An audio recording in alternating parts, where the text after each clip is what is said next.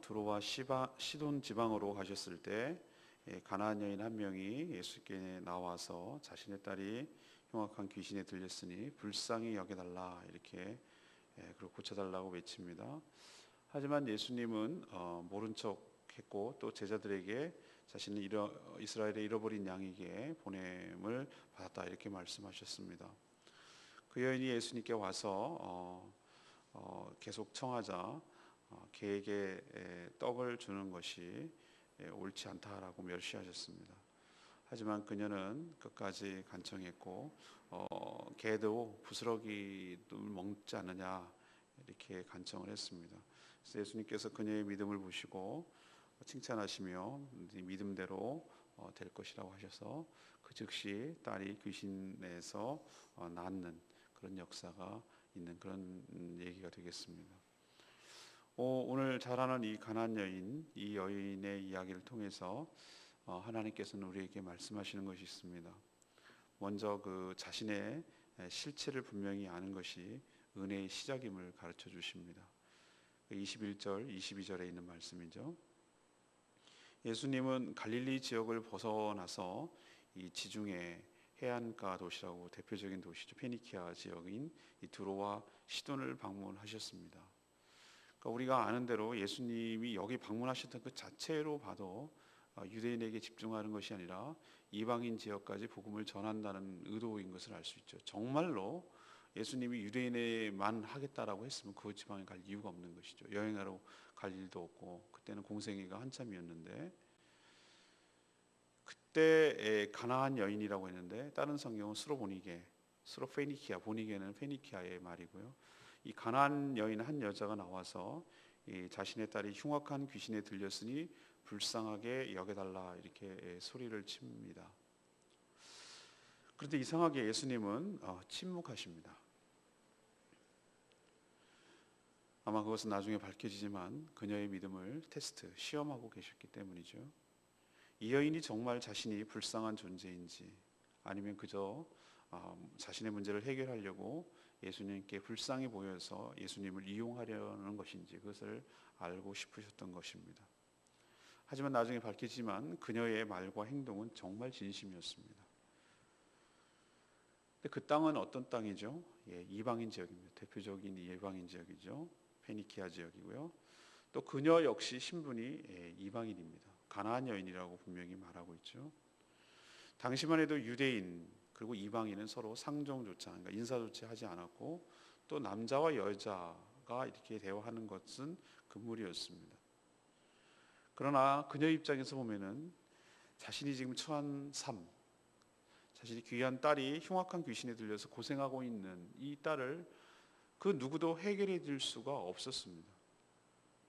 자신은 잘 알고 있었어요. 이 땅이 지금 이방인 지역이고 자신은 유대인이 아니라 또 이방인이고 또 여인이었음을 누구보다도 자기의 처지와 신분을 잘 알고 있다는 것, 이것이 바로 은혜의 출발이 아닌가 싶습니다.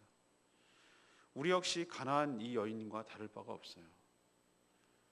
우리 역시 무슨 자격과 공로로 하나님의 은혜를 입는 것이 아닙니다. 우리도 생각해 보면 어떻게 해서 내가 이런 하나님의 은혜를 입는지 신기할 정도고 그렇지만 보면은 당대 예수를 믿었고 정말 조금만 100년 전에만 태어났어도 우리는 믿지 않을 확률이 굉장히 높은 사람들이에요. 드물고 또 주변에 믿는 사람도 많은 것도 아니고 대대로 믿는 집안도 아니고 그런 것을 보면 참 우리가 유럽 문화권도 아니고 이렇게 대한민국에서 또 제주도라는 곳에서 이렇게 신앙생활하는 것 자체가 정말 큰 은혜인데 이 큰 은혜의 시발점, 그러니까 출발점은 어디냐면은 이 가나안 여인, 이 여인처럼 자신의 처지와 신분과 그것을 정확하게 알고 겸손히 낮아져서 이 문제를 주님만이 해결해 줄 수 있음을 믿고 진심으로 간절함을 가지고 주님을 찾을 때 은혜가 시작되는 줄로 믿습니다. 주님을 이용하려 하지 않고 주님께 진심으로 다가서서 정말 자신이 불쌍한 존재임을 깨닫고 주님께 불쌍히 여김을 받지 아니하면은 살 수 없는 존재, 해결받을 수 없는 존재임을 알고 그렇게 주님께 다가섰기 때문에 은혜를 입은 것이라고 저는 생각합니다. 우리 역시 그렇죠. 이 여인의 말대로 주님, 저를 불쌍히 여겨 주시옵소서. 주님이 불쌍히 여겨 주셔야 그래야 우리가 은혜를 입을 수 있을 줄로 믿습니다. 다른 사람에게 누구에게 불쌍히 여김을 받아야 되겠습니까? 주님께 불쌍히 여김을 받을 때 주님이 주시는 은혜를 경험하고 그 은혜를 입게 될 줄로 믿습니다. 두 번째는 23절에서 26절까지 말씀인데, 예수 그리스도를 분명히 아는 것이 믿음의 시작인 것을 가르쳐 줍니다. 가나안 여인이 끝까지 포기하지 않고 예수님께 외치며 달라붙은 이유, 그것은 그만큼 자신의 처지와 상황이 절박했기 때문에 그런 것이기도 하지만 예수님만이 이 문제를 해결해 주실 수 있는 유일한 분임을 믿었기 때문입니다. 그녀는 예수님을 향해서 뭐라고 외쳤습니까? 주 다윗의 자손이여 라고 외쳤습니다. 다윗의 자손이란 곧 메시아 그리스도를 의미합니다. 왜 그러냐면 다윗의 후손에게서 메시아가 나올 것이라는 언약을 그 당시 팽배하게 다 알고 있었기 때문이죠. 이방 지역에서도, 그것도 이방 여인이 이런 믿음을 가졌다는 것이 좀 놀랍기만 합니다. 역사가 일어나려면 미리 알아야 할 것들이 있는데요, 자신의 처지와 형편을 알아야 됩니다. 자신이 하나님의 은혜로만 구원을 받을 수 있다. 자신의 능력과 자신의 공로와 자신의 그 무엇을 가지고도 이 문제를 해결할 수 없다는 사실을 인정해야 돼요. 이걸 먼저 알아야 돼요. 그리고 자신이 누구인지를 알아야 돼요. 자신은 도대체 은혜와는 상관이 없는 존재라는 것을 깨달아야 되는 것이고, 맨 마지막 가장 중요한 것은 이런 자신의 형편과 처지를 알고 해결해 주실 분이 누구인지 분명히 알아야 할 줄로 믿습니다. 저는 아는 만큼 믿는다고 생각해요. 믿는 만큼 구한다고 저는 생각합니다. 구한 만큼 역사가 일어난다고 저는 확신합니다. 그녀는 예수님을 알았고 또 믿었기 때문에 포기하지 않고 간구할 수가 있었습니다. 이것이 우리에게 필요한 줄로 믿습니다. 이것이 바로 역사가 시작되는 것이에요. 우리는 예수 그리스도를 누구라고 알고 있는가? 이 여인만큼 알고 있는가? 이 여인처럼 뚜렷한 고백이 있는가? 그래서 정말로 간구하고 매달리는가? 이것을 우리에게 도전하고 계시고 우리에게 다시 한번 묻고 있는 것이죠. 주 다윗의 자손이요, 당신만이 내 문제를 해결하여 주실 수가 있습니다. 주여 불쌍히 여겨 주시옵소서 라고 하는 것이 믿음의 시작이고 기적의 시작이고 은혜의 시작일 줄로 믿습니다. 마지막 세 번째는 27절 28절까지 말씀인데요, 이 자존심을 내려놓는 것이 기적의 시작입니다. 여러분이 잘 알다시피 예수님의 생애를 쭉 보면 그분이 하나님 아버지의 마음을 가지셨죠. 예수님은 자비롭고 은혜가 풍성하신 분입니다. 불쌍히 여기셔서 모든 사람들을 고쳐주신 분이죠. 그러나 이 가나안 여인에게는 유독 침묵 그리고 모욕으로 그녀의 믿음을 시험하셨죠. 그녀가 소리치며 따르자 제자들이 시끄럽고 귀찮아서 주님 이걸 해결해서 보내버리든지 아니면 아주 그냥 단호하게 거절을 해서 보냈으면 좋겠다. 귀찮아 죽겠다고, 시끄러워 죽겠다. 이렇게 제자들은 그 여인에 대해서 정말로 유대인의 그 시각이라고 할 수 있죠. 별 관심이 없어요. 귀찮을 뿐이에요. 이방인데 여인에다가 뭘 우리가 그 사람에 대해서 관심을 가져야 되냐 이거죠. 그러나 예수님은 제자들이 이쯤 되면 아니다, 그냥 고쳐줘서 오라 그래라, 뭐 이렇게 하시는 것이 보통 예수님의 모습인데, 제자들보다 한술 더 떠서 얘기해요. 자신은 이스라엘 집에 잃어버린 양 외에는 다른 데로 보내심을 받지 않았다. 이게 무슨 얘기입니까? 또 뭐라고 그러냐면 그녀가 계속 달라붙자 자녀의 떡을 취해서 개들에게 던짐이 마땅치 않다, 이렇게 말씀하시는 거예요. 이 두 가지가 무슨 뜻이죠? 난 너랑 상관없다. 난 이스라엘 유대인들에게 집중하겠다. 그리고 너에게 은혜를 주는 것은 옳지 않다. 넌 개다, 이 얘기잖아요. 주인의 자녀의 떡을, 이게 자녀라가 여기서 메타포가 바로 유대인이죠. 개는 여기서 말하는 이방인이죠. 떡이란 은혜죠. 하나님이 주신 은혜죠.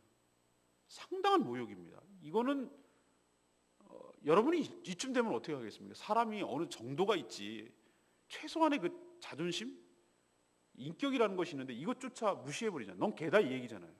예수님에서 이런 소리가 나올까 싶을 정도로. 그런데 그녀의 대답이 굉장히 걸작입니다. 전 여기서 은혜를 받았어요. 예수님의 이런 말에 대해서 자신은 예 맞습니다. 전 개 같은 여인입니다. 존재입니다. 라고 인정을 하고, 그러나 주님, 주인, 유대인, 아니면 당신, 주님, 예수님의 그 식탁에서 상에서 떨어지는, 먹다가 이렇게 찔끔찔끔 흘리는 부스러기 같은 은혜라도 있지 않습니까? 그런 것들을 그 밥상 밑에서 배회하던 개들이 먹지 않습니까? 그런 은혜도 상관없사오니 그런 은혜를 주십시오라고 지금 얘기하는 것이죠. 우리도 그런 거 보면 많이 보지 않습니까? 우리는 뭐 개를 자주 많이 길리지는 않아가지고 그러는데, 먹다 보면은 개들 밑에 와서 오만 가지 궁상 떤 표정을 애처로운 눈빛을 해가면서 뭐 하나 떨어질까 하고 쳐다보잖아요, 그죠? 그리고 주인이, 애들이 특히 실수로 떨어뜨리면 웬 떡이냐 그러고 얼른 물잖아요. 그런 거라는 거예요, 자신이. 그렇게 상관없다, 그런 은혜라도 상관없다라고 말하는 이 여인의 이 마음이 어떨까? 그녀는 자신의 딸이 흉악한 귀신에서 해방될 수만 있다면, 고쳐질 수만 있다면 모든 것을 다 내려놓을 수 있는 여인이었습니다. 자신을 개로 비유하는 예수님의 말도 인정하고 부스러기 은혜라도 구하는 이 여인, 이런 자존심을 내려놓는 것이 어쩌면 기적의 시작일 수 있겠다라는 말씀을 오늘 드리고 싶습니다. 사랑하는 여러분, 우리는 알량한 자존심을 하나님 앞에서까지 세우려고 하기 때문에 아무런 역사가 안 일어나는 것이에요. 나를 도대체 뭘로 보고 이런 심한 얘기를 뭐 이래 가면서 그 마지막 남은 자존심까지 세우려고 하기 때문에 우리 삶에는 어쩌면은 이런 은혜가 테스트를 통과하지 못하고 여기서 멈춰버리는 것 아닌가. 하나님 앞에 자존심은 없습니다. 다 내려놓아야 되고 그 주님의 은혜를 사모하게 될 때 여러분에게도 풍성한 은혜가 임하게 될 줄로 믿습니다. 저는 오늘 레마의 말씀이 28절 말씀이에요. 여자여 내 믿음이 크도다. 내 소원대로 되리라 하시니 그때부터 그의 딸이 나으니라. 예수님이 감춰진 마음, 그리고 그 본심, 그 진심, 이거 다 드러났죠. 그녀의 진심도 드러났어요. 시간이 그러니까 좀 필요해요. 우리가 상대를 알고 나를 알고 하기 위해서는 당장은 모를 때가 있어요. 그러나 좀 시간이 필요해요. 우리도 당장 어떤 사람을 금방 알 수가 있겠습니까? 시간이 좀 필요해요. 그래서 시간이 지나면 진심이 드러나고 예수님의 본심도 분명해집니다. 예수님이 냉대한 것은 정말로 마음이 그런 것이 아니라 그녀가 어떻게 생각하는지에 대한 그녀의 마음을 테스트하기를 원한 거죠. 그리고 예수님이 그녀의 믿음이 크다고 칭찬하시는 이유가 뭡니까? 그녀는 포기를 몰랐습니다. 그만큼 절박하고 간절했죠. 그리고 어떤 모욕 그리고 굴욕도 참아냈습니다. 자존심 다 버렸어요. 당장 응답이 없다고 해도 믿고 끝까지 주님을 따르며 간구했습니다. 그리고 말씀은 저렇게 하시지만 저분이 자비와 은혜가 풍성한 분인 줄로 믿고 고쳐주실 것이라는, 이것이 주님의 마음이고 예수님의 본심이라는 것을 끝까지 믿었어요. 굳게 믿었어요. 우리도 동일해야 될 줄로 믿습니다. 그때 우리의 소원과 역사가 일어나게 될 줄로 믿습니다. 우리도 어떨 때 시간이 지나면 쉽게 포기하고 말아요. 어떨 때는 당장 안 되는 것들 서운할 때도 있어요. 어떨 때는 원망할 때도 있어요. 그게 우리의 믿음의 고까지인지도 모르겠어요. 우리의 믿음이 거의 8분응선, 9분응선까지 올라가요. 제일 저는 바보 같은 사람이 뭐냐면 등산하는데 정말 기껏 고생하고 다 올라가서 10분의 9까지 올라가 놓고서 힘들다고 포기하고 도시락 먹고 내려오는 사람이에요. 그러면은 그 올라간 한 면밖에 못 봐요. 정상에 섰을 때 사면을 다 보고 그 맛 때문에 올라가는 거거든요. 거기 있을 것이라는 그 믿음 가지고 가는 거거든요. 근데 거기까지 가서 포기하는 사람들이 얼마나 많은지 몰라요. 별의별 이유를 다 대고 아닌가 보다, 안 고쳐줄 모양인가 보다, 그리고 원망하고 그렇게 끝내버리는 우리의 인생들, 수많은 난제들이 얼마나 많은지 몰라요. 상황은 반대로 가고 내 뜻대로 안 되는 것처럼 보이고 더 상황은 어려워지는 것처럼 보여도 이 수로보니게 여인, 이 가나안 여인 같은 믿음이 우리에게 필요할 줄로 믿습니다. 포기하지는 않는 믿음. 하나님 말씀은 저렇게 하셔도 실제로는 그러지 않을 것이라는 그런 굳은 믿음. 주님만이 내 문제를 해결해 줄 수 있다는 믿음. 그래, 내 자존심이 뭐가 문제인가? 이 문제를 해결해 줄 수만 있다면 이라고 내려놓을 수 있는 믿음. 이런 것들이 어우러져서 우리 삶의 가장 큰 난제인, 가장 큰 가시인, 가장 큰 어려운 문제인, 실존의 문제인 이 문제가 우리 삶에도 해결될 줄로 믿습니다. 포기하지 마시고 정상까지 올라가고 해결될 때까지 믿음을 가지고 강구하는 저와 여러분 되기를 소망합니다. 오늘 세 가지 말씀드렸습니다. 먼저는 자신의 실체를 분명히 아는 것이 은혜의 시작일 줄로 믿습니다. 자기 주제도 모르고 자기 처지도 모르고 상황도 모르는 거는 이건 아무런 역사가 안 일어나는 거예요. 이 여인은 자기의 실체, 자기의 문제, 자기의 형편, 처지 이거 누구보다 잘 알았어요. 그래서 은혜를 간구하고 불쌍히 여겨달라고 말한 것입니다. 뭘로 하나님께 요구하겠어요? 무엇을 근거로 하나님께 들이밀겠어요? 아무것도 없어요. 우리 똑같아요. 아무것도 없어요. 다만 주님이 불쌍히 여겨주시면 해결될 줄로 믿습니다. 두 번째로 우리가 알아야 될 건 뭐죠? 역사가 일어나기 위해서는 첫 번째 나를 알아야 되고 두 번째는 주님을 알아야 돼요. 주님을 모를 때 제대로 구할 수가 없어요. 이 여인은 예수님 누구인지 분명히 알았어요. 이 당시 이 지역, 이 가나안 여인, 이방 여인, 이방 지역에서 이런 믿음을 가졌다는 게 놀랍습니다. 주 다윗의 자손이요 메시아 그리스도라고 말하는 것이 주님만이 내 문제를 해결하여 주실 줄 믿습니다. 이런 믿음이 우리에게 필요해요. 엉뚱한 데 가서 구하지 말고 내 힘으로 할 생각하지 말고 주님만이 내 삶의 문제를 해결해 주실 유일한 분인 줄로 믿습니다. 이것이 기적의 시작이에요. 세 번째는 무엇입니까? 마지막 테스트가 남았어요. 자존심 문제예요. 전 자존심이라고 이렇게 표현했습니다. 오늘 말씀을 통해서. 우리 얼마나 자존심이 넘어지는지 몰라요. 조금만 건드리면 그 알량한 자존심이 건드려지면 우리는 쉽게 포기하고 쉽게 분노하고 쉽게 원망하고 나가 떨어지는 경우가 얼마나 많은지 몰라요. 여러분 이 얘기 들으면 여러분은 어떤 반응을 보이시겠습니까? 10중 8구는요. 아니요. 거의 9.9 정도는 대부분 욕하고 떠납니다. 날 도대체 아무리 그래도 그렇지 저분이 뭐 대단한 분이라고 얘기 들었는데 나를 개라고? 이 개 같은 녀? 이렇게 얘기하는 거랑 똑같잖아요. 그게. 그럴 때 여러분은 어떻게 반응하겠냐는 얘기예요.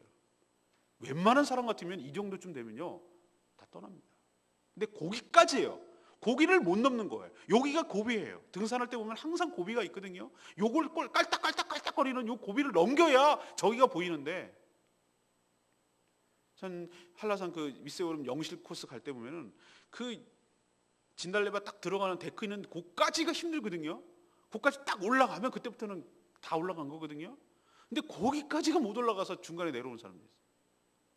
항상 그 마지막 그 고비 그걸 넘길 때 하나님께서 우리에게 큰 은혜를 준비하고 계세요. 아무리 개라고 말해도 큰 은혜를 하나님의 본심은 부스러기가 아니었어요. 여자여 내 믿음이 크도다 내 소원대로 되리라. 그때부터 딸이 낳으니라. 이런 놀라운 은혜를 이렇게 준비하고 계세요. 그리고 보고 계세요. 정말로 받을 그릇이 되는가? 받을 믿음이 되는가? 이것을 이렇게 테스트하고 계세요. 그리고 그것을 딱 넘어가는 순간 이렇게 하나님께서 축복하시고 우리에게 큰 선물과 은혜와 기적을 베풀어 주실 줄로 믿습니다. 그 고비 넘기셔야 돼요. 넘겨야 돼요. 그래서 믿음이 필요하고 그래서 인내가 필요하고 그래서 소망이 필요하고 그 깔딱고개를 넘어설 때 하나님의 놀라운 세계가 펼쳐지고 그 소원대로 이루어질 줄로 믿습니다. 오늘 말씀 붙들고 기도하기 전에 우리 193장 부르고 기도하겠습니다.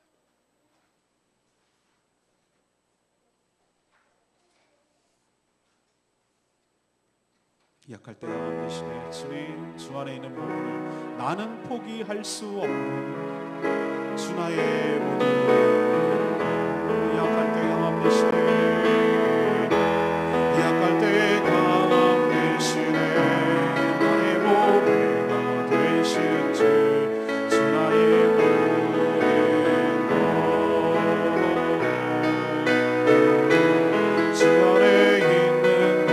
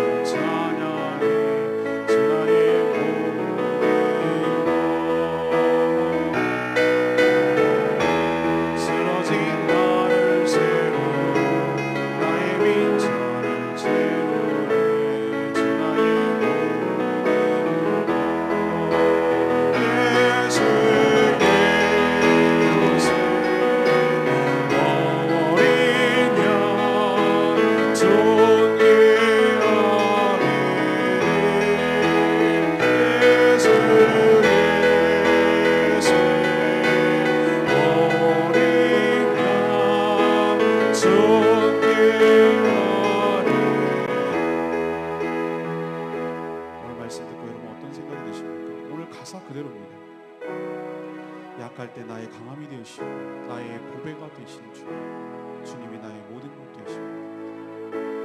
주님 안에 있는 그 보물을 나는 절대로 포기할 수가 없습니다. 자존심을 긁는 소리를 하여도 절대 내가 의심하지 않고 포기하지 않겠습니다. 주님이 나의 모든 것 되십니다. 쓰러진 나를 세우고 나의 이런 아무것도 없는 빈잔을 채워줄 수 있는 유일한 신분, 주님은 나의 모든 것이 되어주십니다. 존귀한 이름, 존귀한 이름, 예수의 존귀한 이름, 그분만을 내가 신뢰하며 그분만을 의지하며 주님께 의뢰하며 나가기를 원합니다. 우리도 가난한 여인과 다를 바 없는 존재입니다. 어쩌면 개 같은 존재, 그렇습니다. 그래도 좋습니다. 주님만이 내 문제를 해결해 주시는 유일한 분인 줄 믿사오니 이 고비를 넘겨가게 하여 주시고 이 테스트를 넘어가게 하여 주시옵시고 이 시련을 넘어가게 하여 주시옵시고 이 고비를 넘기게 하여 주시옵시고 주님의 은혜를 경험하는 복된 인생 되도록 주님 축복하여 주시옵소서. 다같이 주여 외치며 나갑니다. 주여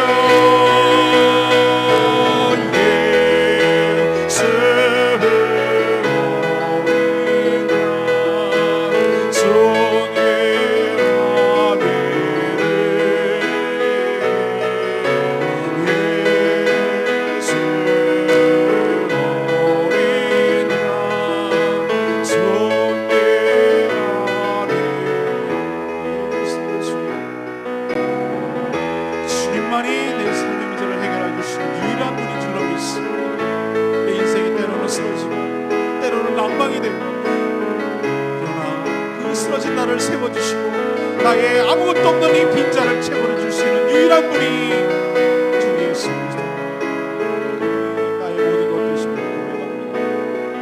하나님, 제가 어떤 처지에 있는지 주님 알게 하여 주시옵소서. 예수 그리스도께서 내가 나에게 어떤 존재인지 알게 하여 주십시오. 그리고 믿어지게 하여 주시옵소서. 어떤 얘기를 하시든지 주님은 자비롭고 내가 풍성하신 분인 줄로 믿고 하나님, 이 고비를 넘기며 이 침묵과 모욕을 넘어서게 하여 주시옵시고 하나님, 주님께 정말 떨어지는 부스러기 은혜라도 하나님 앞에 사모하는 마음으로 주님의 은혜를 구하는 저희들 되게 하여 주시옵소서. 우리가 얼마나 이 자존심 때문에 넘어지고 여기서 쓰러지는지 모릅니다. 주님, 여자여 내 믿음이 그도다, 내 소원대로 되리라. 그때부터 그의 딸이 나으리라. 아버지 주여, 우리도 그런 은혜를 경험하게 하여 주시옵소서. 주님의 은혜 가운데 복되기 시작되게 하여 주시고 은혜로 시작해서 은혜로 마치는 복된 인생 되게 하여 주시옵소서.